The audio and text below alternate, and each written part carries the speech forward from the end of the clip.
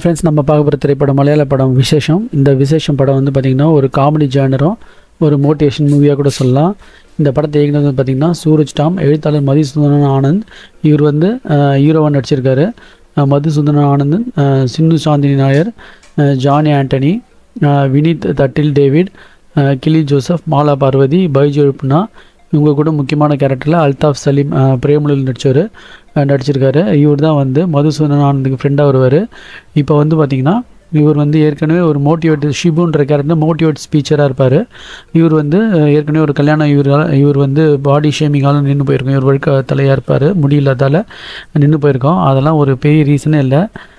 ஆள் தோற்றத்தை விட மனசும் அவங்களோட மனிதநேயம் தான் முக்கியன்றது இந்த படத்தை பார்க்கும்போது தெரியும். அப்போ வந்து ஒரு போலீஸ் அதிகாரியான சாந்தினி நாயர் வருவாங்க.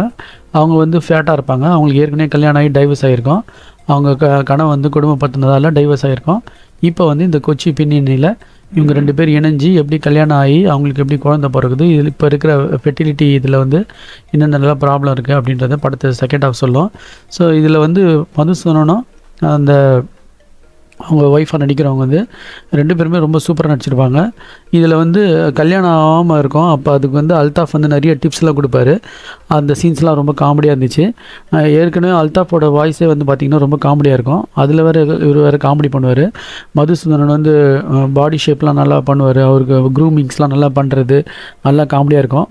இதில் வந்து இப்போ வந்து மதுசூதனன் வந்து எப்படி அவங்க ஒய்ஃப் கிட்ட பழகிறான்றது தான் இந்த படத்தோட ஹைலைட்டு.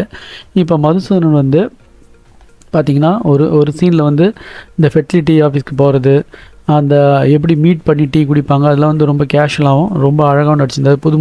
புது நடிக்கிற மாதிரியே இல்லாமல் ரொம்ப அழகாக பண்ணியிருந்தார்.